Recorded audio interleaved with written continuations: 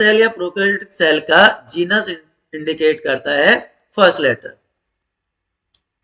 Genus name. Next जो दो letters हैं वो स्पीशीज नेम को स्पेसिफाई करते हैं। जो फोर्थ लेटर है, सेकंड और थर्ड स्पीशीज नेम। हेलो बच्चों, तो अब हम बात करने वाले हैं रिकॉम्बिनेंट डीएनए टेक्नोलॉजी में कौन से टूल्स यूज किए जाते हैं। तो जैसा कि आप यहाँ पे देख पा रहे होगे, restriction enzymes, cloning vectors and competent host, तीन स्ट्रक्चर्स या तीन टूल्स हैं जो वाइडली यूज होंगे। तो एक एक करके हम इनकी बात करेंगे। स्टार्ट करते हैं रेस्ट्रिक्शन एंजाइम से, जिनको मोलिकुलर सीजर या बायोलॉजिकल सीजर्स भी कहा जाता है। सीजर का काम होता है कटिंग करना, तो ये काम यहाँ पे कौन परफॉर्म करता है? रेस्ट्रिक्शन एंजाइम्स करते हैं। 1978 में एक रिमार्केबल डिस्कवरी की नाथन आर्बर और स्मिथ ने, and for that discovery they got Nobel prize. और वो डिस्कवरी थी रेस्ट्रिक्शन एंजाइम्स की। अब ये रेस्ट्रिक्शन एंजाइम्स क्या होते हैं, कैसे काम करते हैं? Restriction enzymes are special classes of enzymes, जिनको हम न्यूक्लियेजेस कहते हैं, जो कि डीएनए के स्पेसिफिक साइट्स पे कट करके फ्रेगमेंट्स बनाते हैं। दो तरह के न्यूक्लियेजेस होते हैं, exonucleases and endonucleases. As you can see in this slide also, exo, जैसा कि नाम से आपको आइडिया आ रहा होगा कि जो हमारा डीएनए स्ट्रैंड है उसके 5 प्राइम एंड पे कट करता है, ठीक है, that is known as restriction enzyme exonuclease, जो कि 5 प्राइम एंड पे या 3 प्राइम एंड पे कट करेगा, बिल्कुल एंड में जाकर कट करेगा, दैट इज नोन एज एक्सोन्यूक्लियेज। लेकिन अगर वो कट हमारे स्ट्रैंड के बीच में कहीं पे होता है, then it is known as endonuclease. So exo end पे करेगा जिससे ब्लंट एंड प्रोड्यूस होंगे, एंडोन्यूक्लियस बीच में करेगा जिससे स्टिकी एंड प्रोड्यूस होंगे। एक्सोन्यूक्लियस सिमेट्रिकल कट प्रोड्यूस करता है, एंडोन्यूक्लियस एसिमेट्रिकल कट प्रोड्यूस करता है, राइट। तो ये स्पेसिफिक रिकॉग्निशन सीक्वेंस को आइडेंटिफाई करते हैं डीएनए पे और दो स्ट्रैंड्स को स्पेसिफिक पॉइंट्स में कट कर देंगे।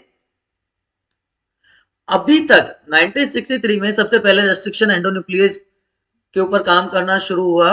तो बैक्टीरियोफाज, जो इकोलाई बैक्टीरियोफाज है, उसमें से रेस्ट्रिक्शन एंजाइम को आइसोलेट किया गया और आज तक 900 से ज्यादा रेस्ट्रिक्शन एंजाइम्स आइडेंटिफाई हो चुके हैं, डिस्कवर हो चुके हैं from more than 230 different strains of bacteria. अब जो स्टिकी एंड्स प्रोड्यूस हुए, these sticky ends are joined with the help of another enzyme, जिसको हम क्या कह देते हैं? लाइगेज। तो लाइगेज इज जॉइनिंग एंजाइम।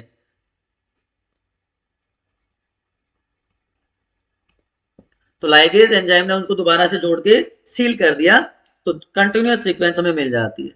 अब हमने वर्ड यूज किया था कि स्पेसिफिक साइट्स को रिकॉग्नाइज करते हैं। तो कौन सी साइट्स हैं, वो कौन से एरियाज हैं जिन पे ये कट करते हैं? जो बेस सीक्वेंसेस जहां पे रेस्ट्रिक्शन एंजाइम्स कट करते हैं, they are known as recognition sequences और पैलिंड्रोमिक सीक्वेंसेस। ऐसे सीक्वेंस जो सेम रीड करे टू स्ट्रैंड्स पे, अगर हम 5 प्राइम से शुरू करके 3 प्राइम एंड की तरफ जाते हैं या 3 प्राइम एंड से 5 प्राइम एंड की तरफ जाते हैं, तो दोनों स्ट्रैंड्स पे सेम ओरिएंटेशन शो करे, ऐसी सीक्वेंसेस को पैलिंड्रोमिक सीक्वेंसेस कहा जाता है। सिंपल एग्जांपल आप ले सकते हैं, नितिन, आप लेफ्ट से पढ़े या राइट से पढ़े सेम होगा। इसी तरह डीएनए में भी कुछ स्पेसिफिक सीक्वेंसेस होते हैं, जैसे इको RI1 के लिए स्पेसिफिक सीक्वेंस है, ये स्पेसिफिक बेसिस के अरेंजमेंट है। ये 5 प्राइम टू 3 प्राइम है।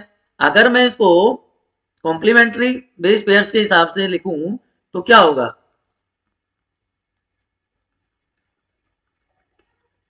सो इट रीड सेम, तो ओरिएंटेशन दोनों डायरेक्शन में सेम है।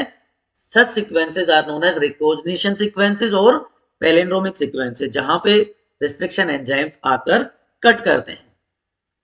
क्लियर? कोई भी कंफ्यूजन हो आप कमेंट सेक्शन में पूछ सकते हैं। अब जो कटिंग एंजाइम्स होते हैं, ये रेस्ट्रिक्शन एंजाइम्स हैं, 3 टाइप के होते हैं, type 1, type 2 and type 3। Type 1 restriction enzymes require magnesium ions and ATP, so they are not used for DNA technology या रिकम्बिनेंट डीएनए टेक्नोलॉजी के लिए इसको यूज नहीं किया जाता, क्योंकि they can only recognize specific sequences, but वो cut नहीं कर सकते, तो इसलिए इसको यूज नहीं किया जा सकता। लाइकवाइज टाइप 3 जो रिस्ट्रिक्शन एंजाइम्स हैं वो भी मैग्नीशियम आयंस की प्रेजेंस में काम करेंगे, वो भी सिर्फ रिकॉग्निशन करते हैं, वो भी कट नहीं बना सकते विद इन डीएनए स्ट्रैंड्स, तो उनको भी यूज नहीं किया जाता। सो टाइप 2 जो रिस्ट्रिक्शन एंजाइम्स हैं they are widely use for recombinant DNA technology. क्यों? क्योंकि वो रिकॉग्नाइज करते हैं स्पेसिफिक सीक्वेंसेस को, जो कि 4, 6 या 8 बेस पेयर के पैलिंड्रोमिक सीक्वेंसेस होते हैं, स्टिकी एंड्स प्रोड्यूस करते हैं या ब्लंट एंड प्रोड्यूस करेंगे, डिपेंडिंग अपॉन एंडोन्यूक्लियस है कि एक्सोन्यूक्लियस है। तो रिकॉग्निशन भी कर सकते हैं और कटिंग भी कर देते हैं, इसलिए type 2 restriction enzymes are widely used for recombinant DNA technology. Clear to everyone? चलिए अब बात करते हैं कि नोमेनक्लेचर क्या होता है, इनकी नेमिंग की कैसे की जाती है। तो यहाँ पे एक सिंपल सा एग्जांपल आप देख रहे होंगे, इको R1, जो पहला लेटर है वो उस बैक्टीरियल सेल या प्रोकैरियोटिक सेल का जीनस इंडिकेट करता है, first letter genus name. Next जो 2 लेटर्स हैं वो स्पीशीज नेम को स्पेसिफाई करते हैं। जो फोर्थ लेटर है, सेकंड और थर्ड स्पीशीज नेम हो गया, फोर्थ लेटर जो है वो कैपिटल में लिखा जाता है जनरली, और वो स्ट्रेन को बताता है जहां से इसको ऑब्टेन किया गया है, और लास्ट में नंबर्स में न्यूमेरल्स में जो लिखा जाता है it is the order in which enzyme was isolated from the strain of bacteria. जैसे यहां पे हम देख पा रहे हैं इको RI, तो ये जीनस हो गया Escherichia, second and third species coli, R is the strain, fourth letter हो गया, और 1 या I जिसको आप कह रहे हैं ये वो सीक्वेंस है RY13। तो इसका मतलब ये पहला एंजाइम था जो आइसोलेट किया गया था इसेर्शिया कोलाई से, ठीक है। तो इस तरह से इसकी नेमिंग, इस तरह से इसकी लेबलिंग की जाती है।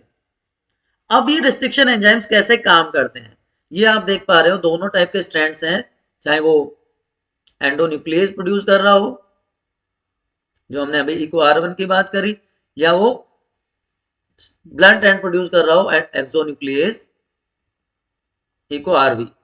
तो ये कैसे काम करते हैं, इनकी क्या इंपॉर्टेंस होती है? देखिए जो रिस्ट्रिक्शन एंजाइम्स है वो मॉडिफिकेशन सिस्टम की तरह काम करते हैं।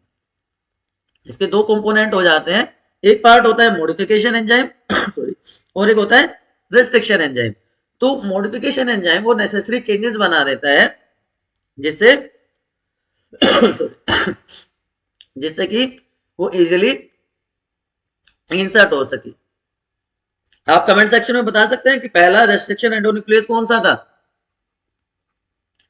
यस, हिंड 2, जिसको हेमोफाइलस इन्फ्लुएंजी RD से आइसोलेट किया गया था, ठीक है। तो ये जो प्रिसाइज एंड्स पे कटिंग हुई, उसके बाद पेस्टिंग हो गई वेक्टर की हेल्प से, डीएनए लाइगेज ने मोलिकुलर ग्लू का काम किया, उसको सील कर दिया, उससे जो नया प्रोडक्ट बना लाइगेशन के बाद उसको हम डीएनए मॉलिक्यूल या क्लोन मॉलिक्यूल कहते हैं, जिनमें एबिलिटी होती है to replicate and produce a number of copies for further studies. So hope restriction enzyme की इंपॉर्टेंस, उसके फंक्शनिंग, उसके टाइप आपको समझ आए होंगे। Still if you are having any doubt you can ask in comment section.